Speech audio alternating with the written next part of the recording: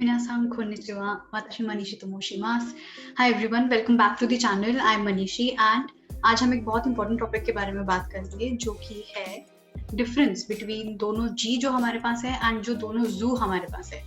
बहुत लोग इसमें कंफ्यूज रहते हैं, तो आज हम इस क्वेश्चन का आंसर ढूंढने की कोशिश करते हैं। So let's start.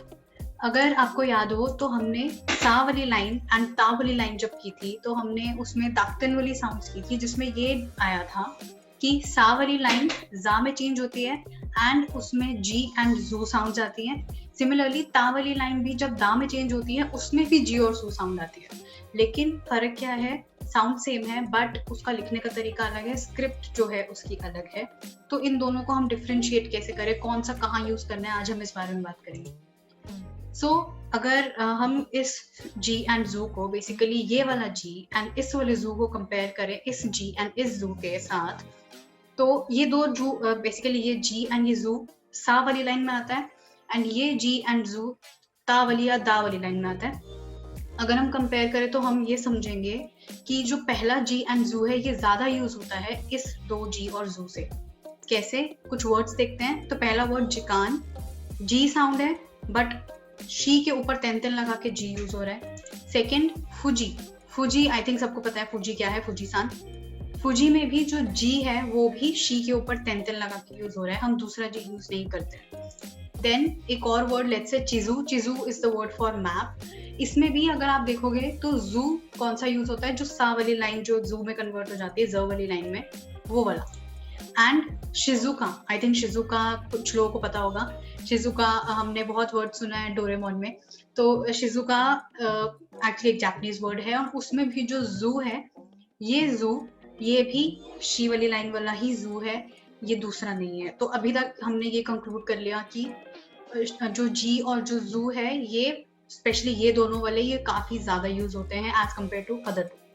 लेकिन ऐसा नहीं है कि वो बिल्कुल यूज नहीं होते, वो भी यूज होते हैं। कहाँ पे, जब वो खुद की साउंड को रिपीट करते हैं, यानी जब एक ही साउंड रिपीट होती है, जिसका मतलब क्या है।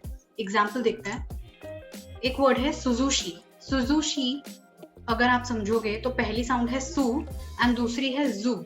अब जू हमारे पास दो हैं, ऑफ कोर्स हमारे ऊपर डिपेंड करता है हमें कौन सा चूज करना है। तो अभी जैसे मैंने बोला कि सेम साउंड रिपीट होती है, तो क्योंकि ये सु है तो इसका ही जो काउंटर पार्ट है जिसमें हम तेन तेन लगाते हैं या दक्तन लगाते हैं वो यूज होगा, ना कि दूसरा वाला। तो यहाँ पे ये यूज होगा सुजुशी। दूसरी चीज, अगर हम एक और वर्ड देखते हैं सुजुकू, अब यहाँ पे सु नहीं है, इट्स TSU, सुजुकू, लेकिन जू तो यहाँ पे भी है। तो हमारे पास फिर से दो ऑप्शंस है, या तो हम जू यूज करेंगे जो सु के ऊपर तेन तेन होता है, या फिर हम ये वाला यूज करेंगे। अगेन सेम लॉजिक, क्योंकि सु है और सु नहीं है तो हम ये ही साउंड यूज करेंगे, उसी का ऑल्टरनेट जो है, नॉट ऑल्टरनेट, उसी का जो देन वो दाक्तन वाली जो साउंड है वो यूज होगी यहाँ पे, ना कि ऊपर वाली। तो इसीलिए ये सुजुकू इस तरीके से लिखा जाएगा। आई होप ये पार्ट क्लियर है। इसी के बेसिस पे अगर हम दूसरी साउंड देखें जी वाली, तो एक वर्ड होता है Shiji which is instructions. Shiji को अगर हम देखें, अगेन दो ऑप्शंस हैं, हम तो दोनों में से कुछ भी लिख सकते हैं, दोनों जी है, लेकिन हम क्यों एक चूज करें और कौन सा चूज करें, आई थिंक अभी तक अगर आप समझ पाए होगे तो आप खुद इसका आंसर ढूंढ सकते हो कि पहला वाला यूज होगा, दूसरा यूज नहीं होगा, क्योंकि ये शी है। शी खुद का ही जो दाक्तन वाली साउंड है उसके साथ वही लगेगा, क्योंकि उसकी साउंड रिपीट हो रही है, हम ये दूसरा नहीं यूज करेंगे। अगर एक और वर्ड है लेट्स से चिजिबू, चिजिमू का मीनिंग होता है श्रिंक होना। तो चिजिमू में अब साउंड पहली चेंज है, दूसरी डेफिनेटली जी है बट पहली में हमने ची लगा दिया। अगेन दो ऑप्शन, जी यूज करें या ये वाला जी यूज करें।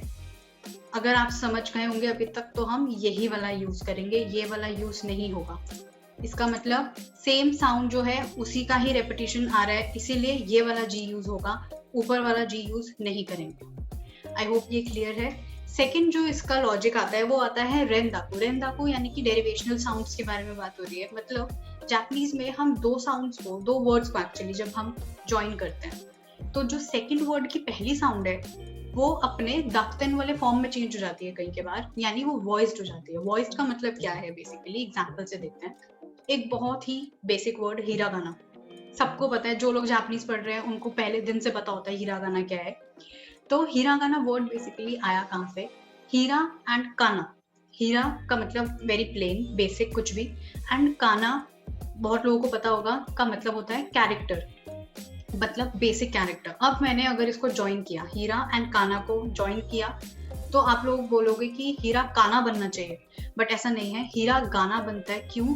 क्योंकि ये का जो है ये अपने दाक्तन वाले फॉर्म में चेंज हो जाता है यहाँ पे। मोस्ट ऑफ द वर्ड्स में होता है, धीरे धीरे जब आप करोगे आपको समझ में आएगा कि ये किन किन वर्ड्स में हो रहा है। इसी तरीके से एक और एग्जाम्पल देखते हैं। एक वर्ड है कोकोरो और दूसरा वर्ड है सुकाई। कोकोरो सुकाई ज्वाइन किया तो बना कोकोरो जुकाई। अब यहाँ पे जू क्यों हमने ये वाला यूज किया? क्योंकि सुकाई है यहाँ पे, यहाँ एस यू वाला सू नहीं है, यहाँ टी एस यू वाला सू है। इस वजह से इसी का दाक्तन वाला फॉर्म यहाँ आएगा, इसी पे हम तेन लगा के चेंज करेंगे, तो वो कोकोरो जुकाई बन गया। लास्ट हाना ची। हाना एक वर्ड है जो मोस्टली लोगों को हाना का मतलब पता होता है फ्लावर, बट हाना का मतलब नोज भी होता है। एंड दूसरी उसके साथ एक वर्ड है ची which is the word for blood. Again I think मेरे बिना बताए आप लोग समझ गए होंगे कि ये हाना जी में ये वाला जी क्यों आया, दूसरा क्यों नहीं आया? बिकॉज इसी साउंड का हमने तेन लगा दिया, दाक्तेन लगा दिया, जिसकी वजह से वो हाना जी बन गया, तो दूसरा वाला नहीं आएगा। आई होप आपको ये टॉपिक आज समझ में आया। प्लीज कमेंट्स में बताइए आपको कैसी लगी ये वीडियो, एंड अगर आपकी हेल्प हुई कि नहीं। एंड अगर आपने हिरागाना वीडियोस मिस कर दिए तो आप प्रीवियस वीडियोस भी देख सकते हैं। Thank you so much all of you for watching the video.